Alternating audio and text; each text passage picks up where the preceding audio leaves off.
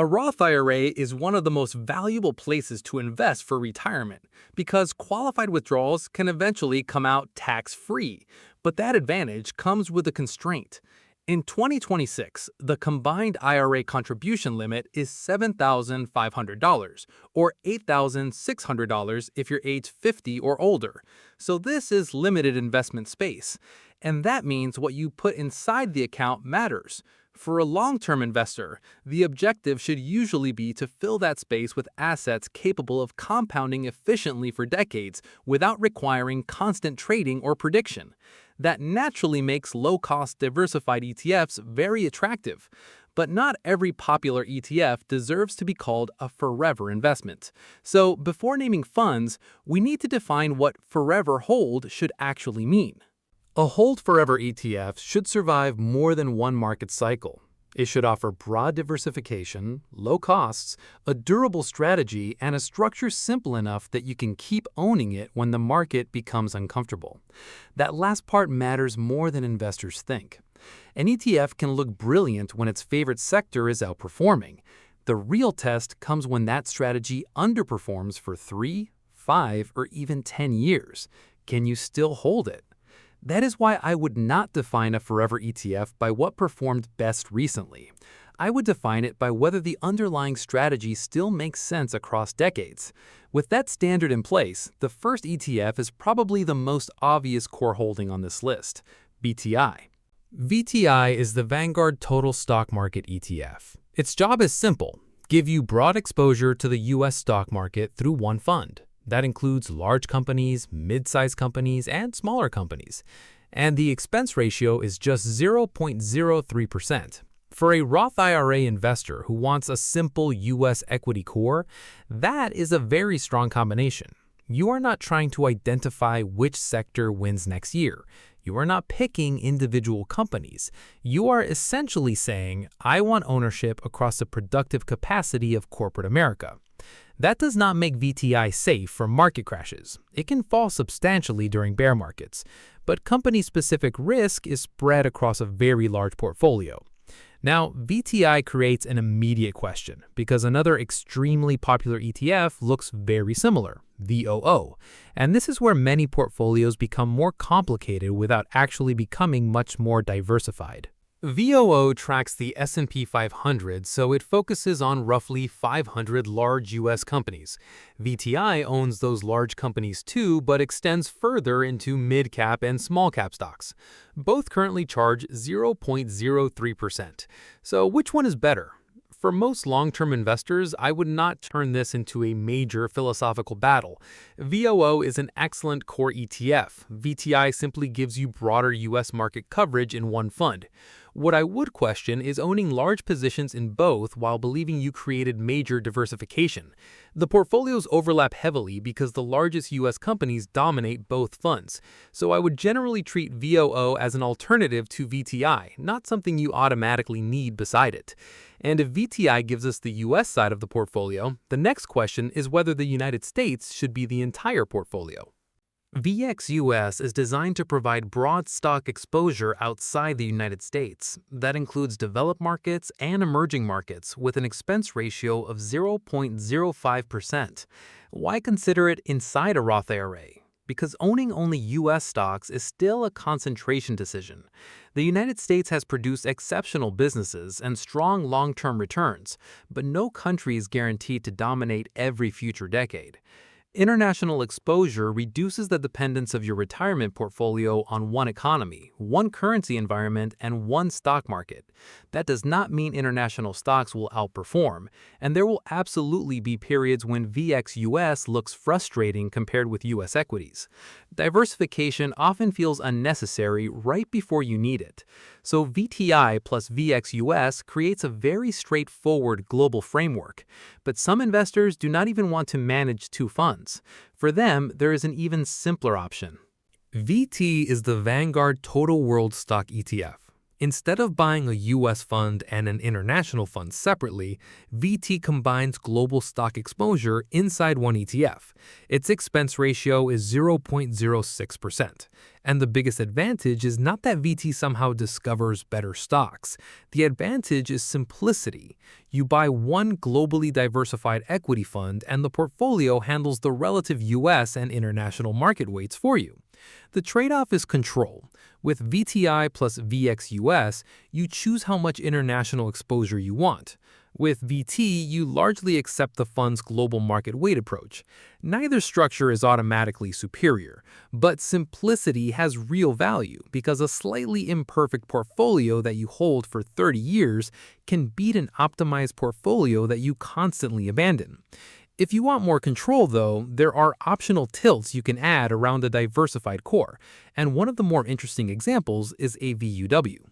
AVUV is the Avantis US Small Cap Value ETF. Its expense ratio is higher than the broad market funds on this list at 0.25%, and I would not use it as the foundation of a Roth IRA. I would think of it as a satellite position around the diversified core. The idea is to intentionally increase exposure to smaller, value-oriented companies that behave differently from the mega-cap stocks dominating broad U.S. indexes. There is academic and historical reasoning behind factor investing, but there is no guarantee that small-cap value will outperform during your investing lifetime. AVUV can also trail the broader market for long periods. That creates tracking error not only mathematically, but psychologically. So this ETF makes more sense for someone who understands exactly why they own the tilt. And before adding more specialized ETFs, this is a good point for one quick interruption. If you want more investing analysis focused on building wealth for decades instead of chasing whatever is popular this month, subscribe to Boring Money Wins and hit the like button. We cover ETFs, stocks, treasuries, retirement accounts, REITs, and crypto with the same basic idea. Understand what you own, understand the risk, and keep the strategy simple enough to actually follow.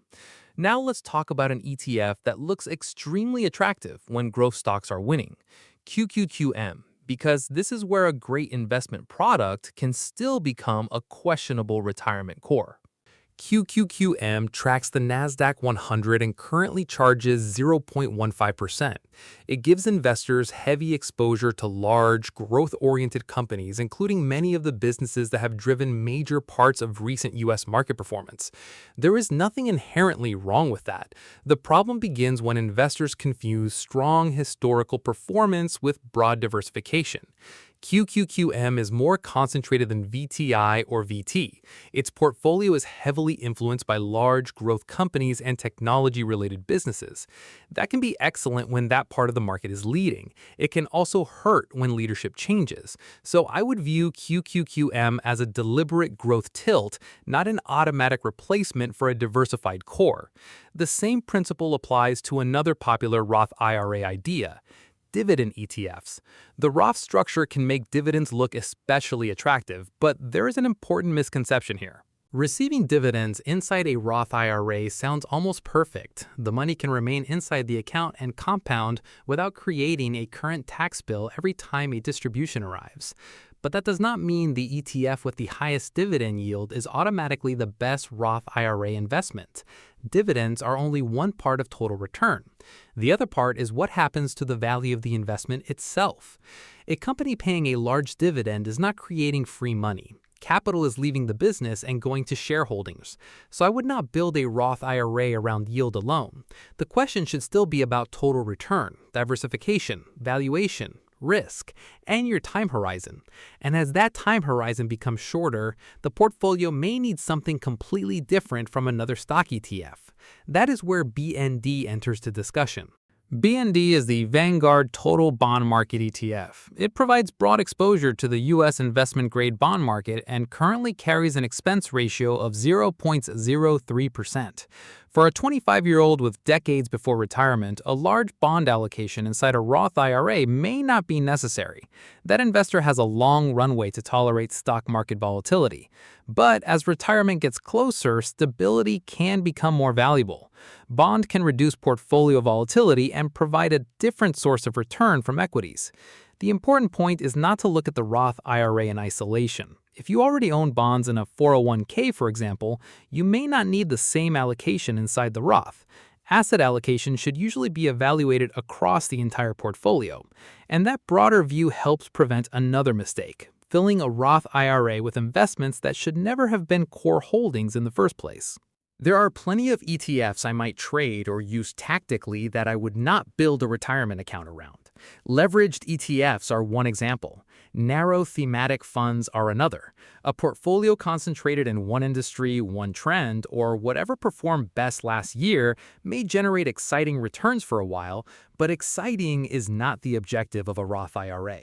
The account may need to survive multiple recessions, bubbles, crashes, interest rate cycles, and market leadership changes. High fees also deserve scrutiny. Paying more can make sense when an ETF provides a specific exposure you deliberately want. Paying more simply because the product sounds sophisticated is not a strategy. A Roth IRA should not become a trading laboratory. And once we remove unnecessary complexity, the actual portfolio structures become surprisingly simple. Here are 3 ways to put the pieces together. The first structure is almost impossible to simplify further. VT. One globally diversified stock ETF. That is the maximum simplicity approach. The second structure is VTI plus VXUS. Now you separate US and international stocks, which gives you more control over the allocation. The third is a core and tilt structure. VTI plus VXUS with a smaller AVUV position for investors who intentionally want additional small-cap value exposure. And if your risk tolerance or retirement horizon calls for more stability, BND can become part of the broader allocation. Notice what is missing here: 10 or 15 different ETFs. You do not need a giant ticker collection to create diversification. Often, 2 or 3 funds already cover enormous parts of the global market. Once the portfolio is built, the next advantage of the Roth IRA becomes especially useful: rebalancing. Imagine your target portfolio starts with a specific mix of U.S. stocks, international stocks, and perhaps bonds. Then U.S. stocks have a huge year. Suddenly, that part of the portfolio is larger than you intended. Rebalancing means bringing the portfolio back toward the risk level you originally chose. Inside a Roth IRA, buying and selling investments within the account generally does not create the same current capital gains tax friction you would face when realizing gains in a taxable brokerage account. That makes portfolio maintenance easier, but rebalancing should not become another excuse to constantly trade. You do not need to react every week. For many long-term investors, periodic reviews are enough. The point is to maintain your risk plan, not chase whatever just performed best. And with that in mind, we can finally reduce the entire list to the role each ETF actually plays. So, what are the best ETFs to hold for the long run inside a Roth IRA? For a broad U.S. core, VTI is my default choice. If you prefer the S&P 500, VOO is an excellent alternative. For international diversification, VXUS complements a U.S. core. If you want one globally diversified equity fund and maximum simplicity, VT may be all you need. AVUV makes sense as an optional small-cap value tilt for investors who understand the strategy and can tolerate long periods of underperformance. And BND becomes more relevant when stability fits your risk tolerance and retirement timeline. You do not need to own all of them. In fact, that would miss the point. The best Roth IRA portfolio is usually diversified enough to survive decades, cheap enough to let compounding work, and simple enough that you will not abandon it during the next market panic. Forever investing is not about never reviewing the portfolio. It is about building something that rarely needs fixing. And that is exactly the kind of boring strategy that can win.